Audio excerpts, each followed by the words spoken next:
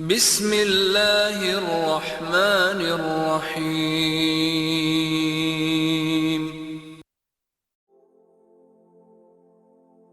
Le Coran, texte sacré de l'islam, contient des récits et des avertissements adressés à diverses communautés à travers l'histoire, y compris les enfants d'Israël. Certains commentateurs contemporains établissent des parallèles entre ces avertissements coraniques et certains comportements attribués à l'État moderne d'Israël. Sans confondre critique politique et condamnation religieuse, on peut identifier plusieurs défis persistants.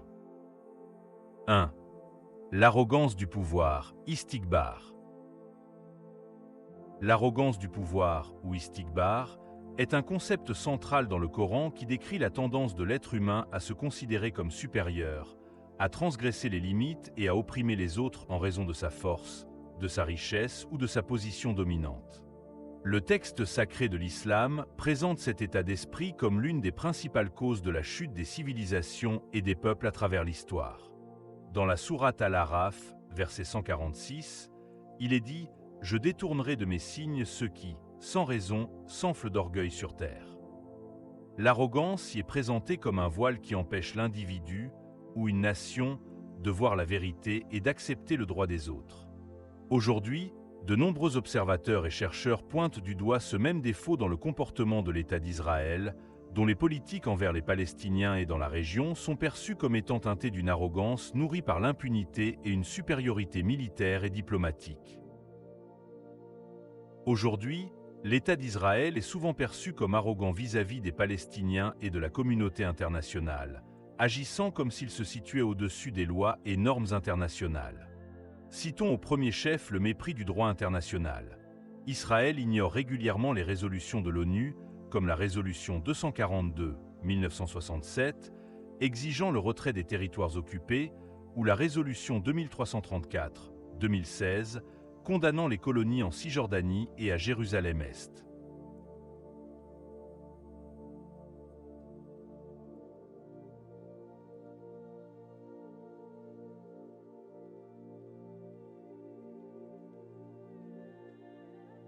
Cette obstination montre un sentiment d'impunité et de supériorité, soutenu par certaines puissances internationales.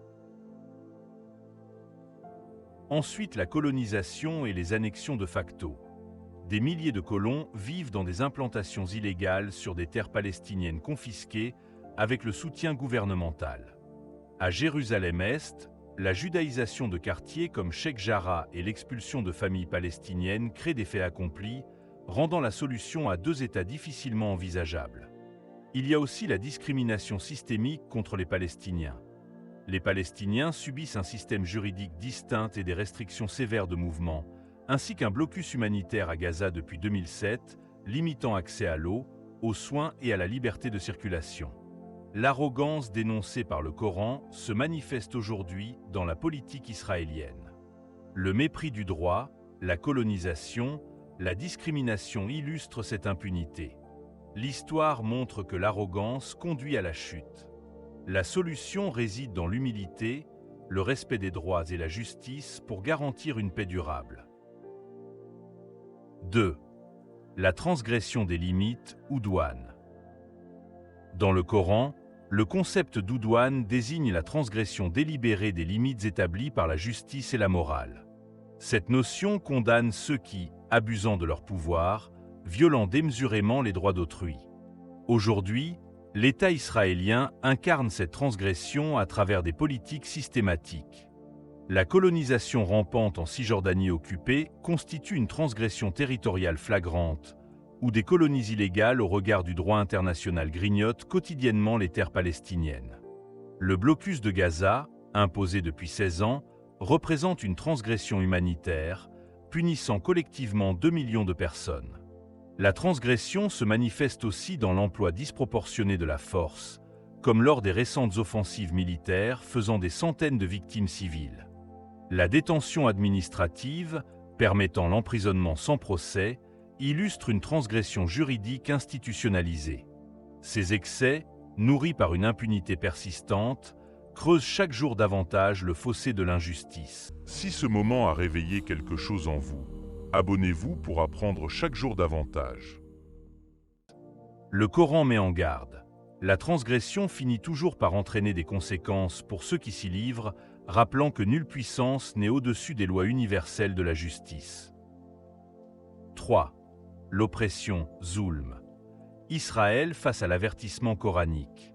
Le Coran condamne avec une force particulière le zulm, l'injustice et l'oppression, le désignant comme l'antithèse de la volonté divine. Ce terme englobe toute action qui place un être humain ou un peuple dans une situation contraire à sa dignité et à ses droits fondamentaux. Le traitement des Palestiniens sous occupation israélienne incarne une forme systémique d'oppression. Un régime juridique à deux vitesses s'applique. En Cisjordanie occupée, les colons israéliens relèvent de la loi civile, tandis que les Palestiniens voisins sont soumis à la justice militaire, avec des tribunaux affichant un taux de condamnation avoisinant 99%. L'oppression se matérialise quotidiennement par les checkpoints qui paralysent la vie civile, les démolitions de maisons palestiniennes et l'expansion de colonies illégales qui morcellent les territoires.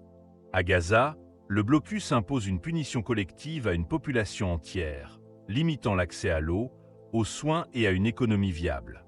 Le massacre d'enfants et de civils dans la bande de Gaza a fait sursauter la communauté internationale qui condamne ouvertement et à grands cris ces comportements qui défient tout entendement humain. Face à cette réalité, l'avertissement coranique résonne avec une actualité troublante. Et ne penchez pas vers les injustes, Zalimoun, sinon le feu vous atteindrait. Sourate Hud 113. La persistance de cette oppression semble ignorer la loi morale universelle que le Coran rappelle inlassablement.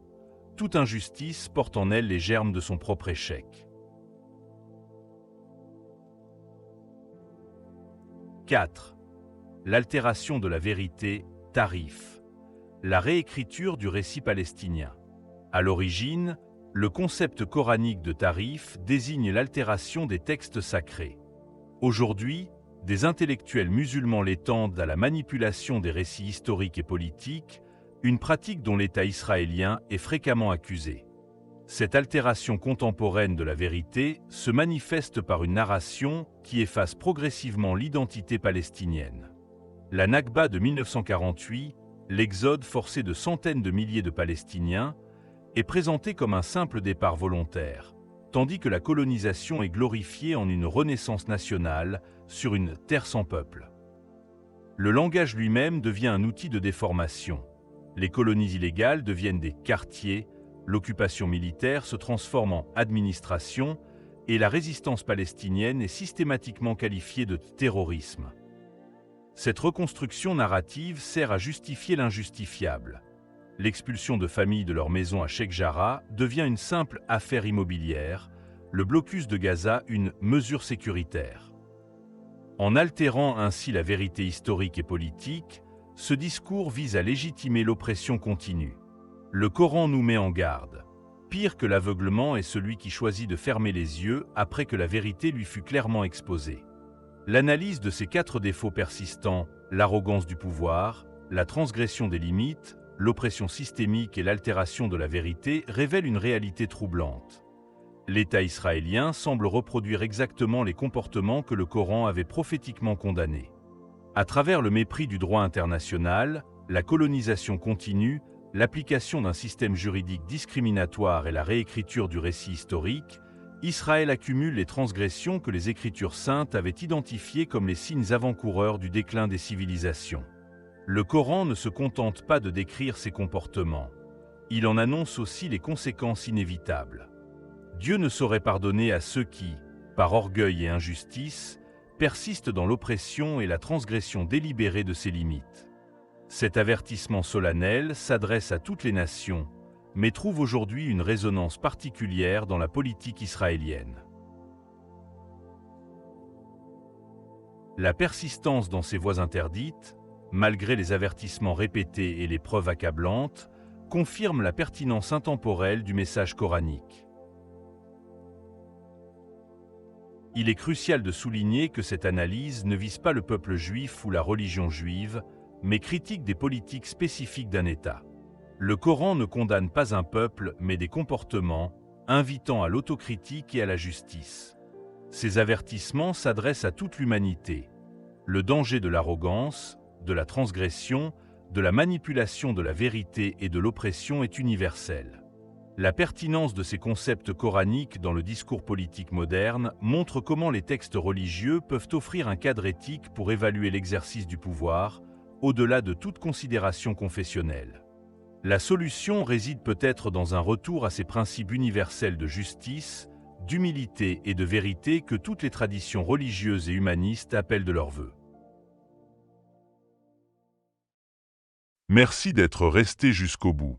Si cette vidéo vous a éclairé, n'hésitez pas à vous abonner dès maintenant pour ne rien rater. Et cliquez sur les vidéos affichées pour continuer à explorer. Portez-vous bien et à très bientôt.